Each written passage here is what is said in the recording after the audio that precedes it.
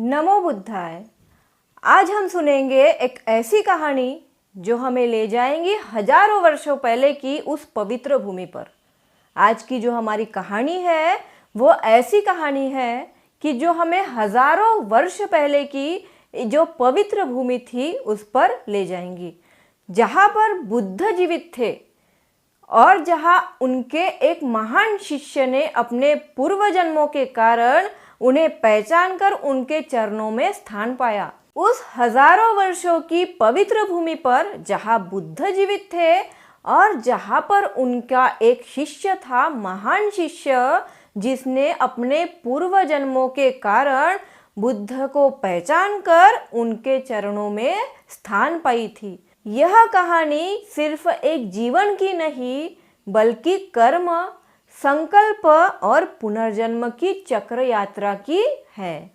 तो आइए हम शुरू करते हैं पूर्व योग यानी पूर्व जन्म की कहानी।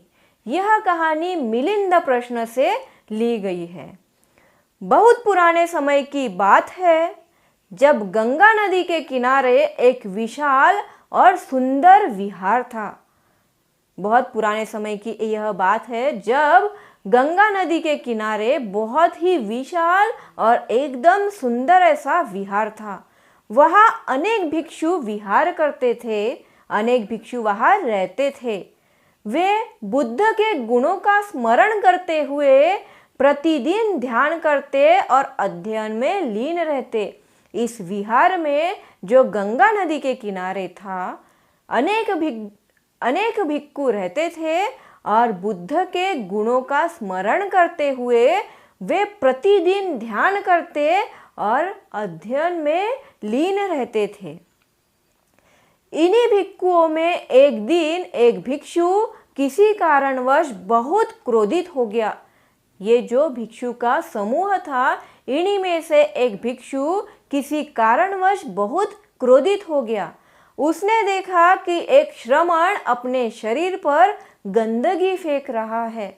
उसने अपनी नजरों से देखा कि एक श्रमण जो है वह अपने शरीर पर खुद के ही हाथ से गंदगी फेंक रहा है।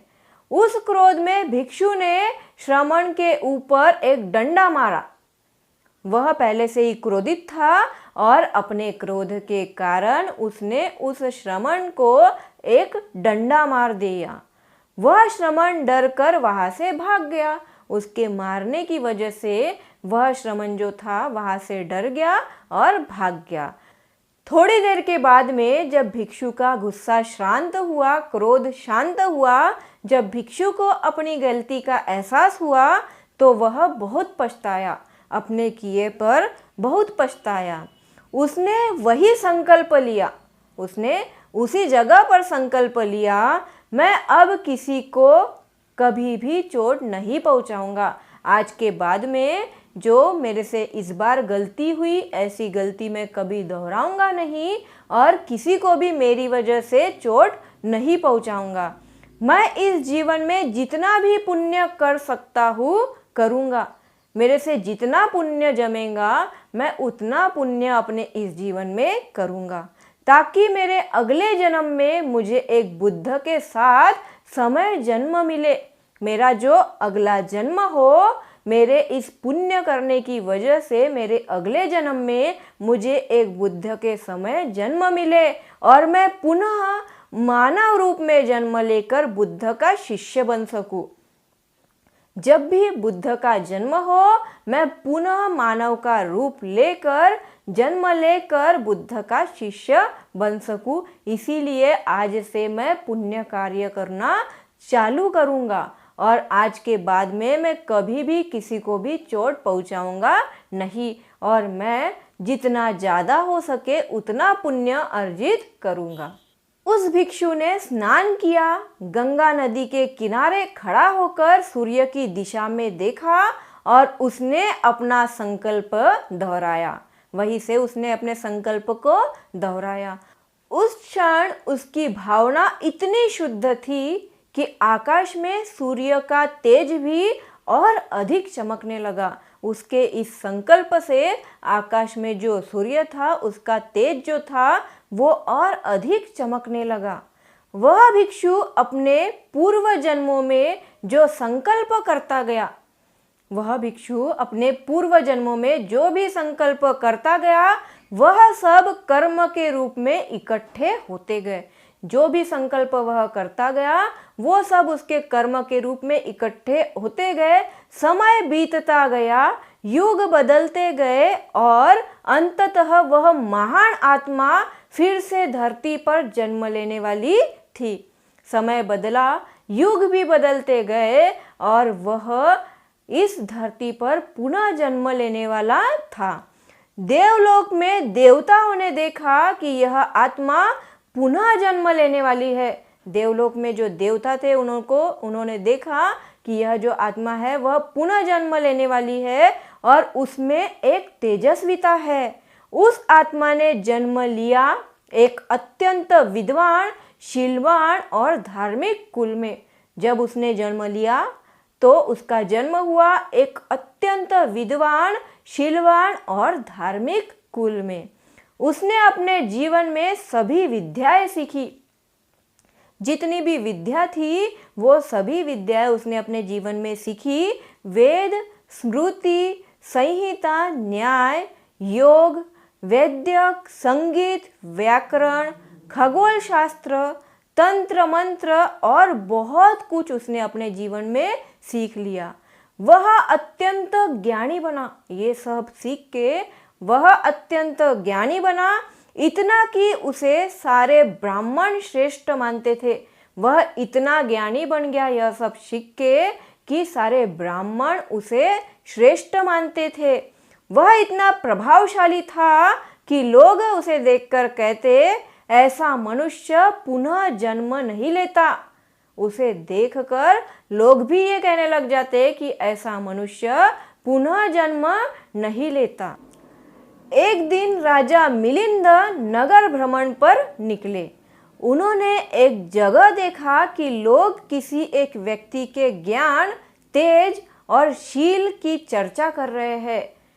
राजा मिलिंद ने देखा कि लोग जो है वह एक व्यक्ति के ज्ञान, तेज और शील की चर्चा कर रहे हैं। राजा ने उनसे पूछा, ऐसा कौन है जो मेरे सारे शंकाओं का समाधान कर सकता है? राजा ने उन सभी लोगों से पूछा कि ऐसा कोई है क्या कि जो मेरे सारे शंकाओं का समाधान कर सकता है? लोगों ने कहा, हे महाराज, वह कोई और नहीं बल्कि वही ब्राह्मण है जो पिछले जन्मों में भिक्षु था। वही ब्राह्मण है जो पिछले कई जन्मों में भिक्षु था, जिसने संकल्प लिया था कि वह बुद्ध के समय जन्म लेगा और उनके धर्म का प्रचार करेगा। राजा ने उसी समय दूत भेजे और उसे बुलवाया। राजा ने अपने दूत भेजकर उस व्यक्ति को बुलवाया। यह वही व्यक्ति था जिसने अपने पूर्व जन्म में एक श्रमण जो अपने शरीर पर कीचड़ फेंक रहा था उसको डंडा मारा था और यह गलती की वजह से उसको पश्चाताप हुआ। उसने पश्चाताप किया, वहीं से उसने संकल्प लिया और फिर जन्मों तक शुद्ध जीवन जीकर अंत में बुद्ध के धर्म का दृष्टा और ज्ञाता बना और अंत में वह बुद्ध के धर्म का दृष्टा और ज्ञाता बन गया। इस कहानी में हमें क्या सीखने को मिलता है? आगे हम देखेंगे कि मिलिंद राजा ने उसे बुलाया और अपने प्रश्न पूछे। तो उस मिलिंद राजा ने कौन कौन से प्रश्न पूछे ये हम आगे के वीडियो में देखेंगे। इस कहानी से हमें क्या सीखने को मिलता है? एक गलती भी अगर हमें जागरूक कर दे, हमारी एक गलती भी अगर हमें जागरूक कर दे तो वह हमारे मोक्ष की ओर पहला कदम बन सकती है। अगर हमारी भावना शुद्ध है और संकल्प मजबूत है तो कर्म हमें निश्चित ही सही दिशा में ले जाते हैं। अगर हमारी भावना शुद्ध है और हमारा जो संकल्प है वह मजबूत है तो हमारे कर्म हमें निश्चित ही सही दिशा में ले जाते हैं। और यही है पूर्व योग, यानी पूर्व जन्म के कर्म जो हमारे भविष्य को गढ़ते हैं, हमारा भविष्य बनाते हैं। साधु साधु साधु। बहुत बहुत धन्यवाद, आपने इस पवित्र कथा को अंत तक सुना। अगर आपको यह कथा प्रेरणादायक लगी हो तो कृपया इसे शेयर करें, लाइक करें और हमारे चैनल को सब्सक्राइब करें। और ध्यान में रखें, कर्म कभी व्यर्थ नहीं जाते, बस समय आने पर उनका फल अवश्य हमें मिलता है। फिर मिलेंगे एक और आध्यात्मिक कथा के साथ। तब तक बुद्धं शरणं गच्छामि। नमो बुद्धाय।